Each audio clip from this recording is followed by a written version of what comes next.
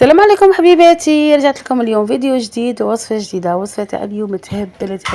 غادي نديروا واحد الحلوه اللي هي غادي نسموها مقروض بالتمر والبيمو. شوفوا بزاف بنينه، فيها واحد لوغو يهبل. سير تبقى وحليب. جات وصفه تهبل وصفه جديده ما راهاش كاينه. المهم درتها لكم كما قال لك بطريقه سهله وبسيطه هكا باش تجربوها انتم تاني. هنايا غادي نسحق واحد 200 غرام نتاع مارغرين، حطيتها في غيسيبيون كبير وحطيت عليها هنايا مغرف كبيره نتاع السكر كلاصي. ما تكثرش فيها السكر لاخاطش غادي نعسلوها من بعد. وهنايا حطيت كاس تاع لاتاي تاع الزيت. هنايا نخلطوا كلشي بالخلاط. هذه ما غاش نحطوا فيها البيض. هاد العجينه تجي بصح تذوب في الفم. هنا 200 غرام تاع سكر تاع مارغرين، مغرف كبيره نتاع سكر كلاصي ولا سكر ناعم، ودرنا كما قلت لكم كاس صغير نتاع الزيت. هنا نبداو نضيفوا في النواشف تاعنا. غادي نحطوا الفرينه. هنا عندنا علبه كبيره نتاع الفرينه تاع 500 غرام. هنايا عمرتها درتها في الاول. وهنايا الزوجه ما غاديش نكملها، انا نقعد نزيد فيها غير بشويه ونشوف. هنا كنت دايره غير نصف العلبه، ماشي علبه كامله، غير نصف. انتم شوفوا حتى تلاقي معاكم عجينه كيما هكا. العجينه تاعكم ما ديروهاش يابسه. جبت هنايا كاسرونه باش نحضروا هاد لاصوص. هنايا كان عندي حوالي 250 غرام نتاع تمر، وحطيت عليه هنايا مغرف كبيره تاع مارغرين، حوالي فنجان صغير نتاع الحليب. نحطوا على النار هذا الخليط ونخلوه حتى انا شوفوا هنا دقيت شويه هكا مرسته بالفرشيطه. من بعد نروحوا نجيبوا بسكوي نتاع البيمو. غادي ديروا حوالي نصف علبه، تطحنوها مليح وتزيدوها. وانا تبقى لكم اختيارات من تزيدوا شويه نتاع كاوكاو كما درت انايا. ونتحصلوا على هذه العجينه نسيو نعجنوها شويه هكا باش تلي منا وتطرى معانا. انا شا غادي ندير باش نسهل الخدمه على روحي. غادي نروح نشكلها حربوش، نشكلها حربوشات بزاف ولا حرافيش. هنا غادي نشكلها ونوخرها على جهه باش نقول لكم نصيبها واجده باش ما نعاودش نسخن يديا كي نبدا نخدم في العجينه. شكلتها كيما هكا ووخرتها. والعجينه شوفوا برضو خدمتها على واحد ساعتين تقعد لكم كيما هكا ما تغسلوش. انا شا غادي ندير، غادي العجينه تاعي كيما هكا نقسمها على زوج باش نجم نخدم غير بشويه. هنا العجينه تاعكم واش غادي ديروا لها نتوما؟ غادي تحطوا عليها شويه تاع مازهر حتى اللي تتلايم معاكم، تجيكم تفتت من الاولى. غير بشويه تاع مازهر، قيس هكا مغرف ولا زوج مغارف، غير تحطوا عليها ديك المغرف الاولى تاع المازهر. غادي تشوفوا العجينه تاعكم باللي تلايمت ما راهاش تفتت كيما في الاول. غادي نروح نجيب هنا كيس بلاستيكي ونجيب ورقه طبخ ثاني ونحلها.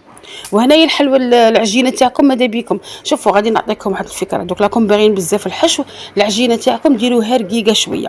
ولكم باغيين العجينه تغلب على الحشو، العجينه تاعكم ديروها خشينه شويه. انا كم شوفوا كي خدمتها تقريبا حليتها ماشي كيما نحلو صابلي، شويه على الصابلي. وشوني هنا درت هنايا حطيت داك الحربوش تاع الحشو وزاد دورت العجينه. دوروها خطره هكا باش تبلعوها. شتوني كيفاش خدمتها. قلت لكم العجينه تبقى لكم اختيار، تبغوا ديروها رقيقه تبغوا تكثروا لافاس. انا على حسب لافاس حسب ما خدمت العجينه اللي عندي. وهنا يتشكلوها كيما نشكلوا المقروط غير كيف غير هذه درناها بالفرينه قلت لكم. وهنا تسيو تبغوا ثاني الحبه تاعكم تجيكم شويه طالعه بزاف ولا تبغوها شويه هاوده، تنجموا هذاك البوده اللي خدمناه تزيدوا تورقوه شويه حتى يتشكل معكم بوده يكون شويه رقيق. انتما شوفوا كيفاش غادي نقطعوها. بما انا كملت هذه العجينه راكم تشوفوا هنا. شوفوا غير ديروا ترولوها خطره واحده تبلوا عليها وتعاودوا قلت لكم تعاودوا تشكلوها. شوفوا هنا نغيب الكيس هكا باش تشكل معكم على حسب الحجم اللي راكم باغيينه. شوفوا انا شا عندي هنا، عندي جنجلان ابيض وعندي الكاوكاو يكون تاني ابيض. هنا تبقى لكم اختيار، تنجموا ديروا كاوكاو ابيض وديروا الجنجلان محمص، تبغوا ديروا جنجلان ابيض والكاوكاو هذاك يبقى لكم اختياري. انا درت هنايا جبت بياض البيض ودهنت هذا البوده، دهنته من الفوق وبعد رمته ونزيد ندهنه هكا باش الحبه تاعنا كاع تجي معمره بالكاوكاو والجنجلان ونشكلها بهذه الطريقه. شوفوا هنا كيفاش درت. هنا كاع رمته حتى نكمل هذوك 5 عليه بوده اللي رانا خادمينهم. شوفوا هنا غادي تشوفوا قد ما تحطوا فيها كاوكاو وتزيروا عليها قد ما الشكل تاعها يجيكم شباب وتجيكم بنينه بالبزاف. شوفوا هذه هي الشكل تاعها كيفاش تقطعوها. صحيح هنا شوفوا هنا التقطع تاعها ساهل. هنا تحكموا غير الحبه. شوفوا هنا غير باش ديروا قيس. انا ما درتهمش مقروضه، درتهم اني قطعتهم غير هكا. هذاك الشكل اللي يبقى لكم ليكم انتم اختياري. هذه قبل ما تطيب نقطعوها ماشي حتى اللي يطيب، لا حنا نقطعوها قبل ما تطيب لاخاطش الشكل تاعها ما يهوش في الفرن، العكس يقعد هو. شوف الشكل تاعها قبل ما تطيب جات تهبل. هنا يكون عندكم غير خدمه اللي يكون قاطع شويه باش تخدموا به. وهنا شكلت كاع الحبات اللي عندي قلت لكم انا الحاج تاع عطاتني يبقى لكم اختيار، نجمو ديروا غير حبات صغار ولا ديروا حبات يكونوا وافيين. انا ما نكذبش عليكم انا سيرتو الحلويات نبغي ندير الحجم تاعهم يجي وافي. هنايا انا كي خرجتهم من الكوشه وهما حامين حطيت عليهم شويه تاع العسل، والعسل تاني يبقى لكم اختياري. وهذه الحلوه قد ما تبات قد ما تزيد تطرى لكم سيتو لافاغس. انا هنايا عسلتها لي قبل والغدوه شوفوا جات تذوب في الفم. هذيك لافاز شربت العسل وجات تهبل. نقول لكم على تشرب العسل لاخاطش فيها البيمو ماشي التمر وحده، فيها بسكويت تاع البيمو.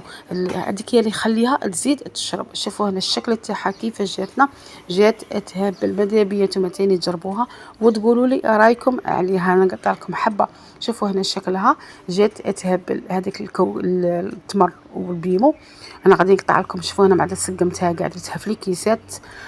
وانا ميم هاد الحلوى تاني تنجموا تخدموها كمشروع، يعني مشاريع تخدموها. شوفوا هنا شكلها. هنا غادي نقطع معكم هاد الحبه باش تشوفوها من الداخل كيفاش جات تذوب في الفم. انتم سيوها وقولوا لي رايكم عليها وكيفاش خرجت لكم. دروك نقول لكم نموت عليكم وحده وحده. ربي يحفظكم وربي يخليكم.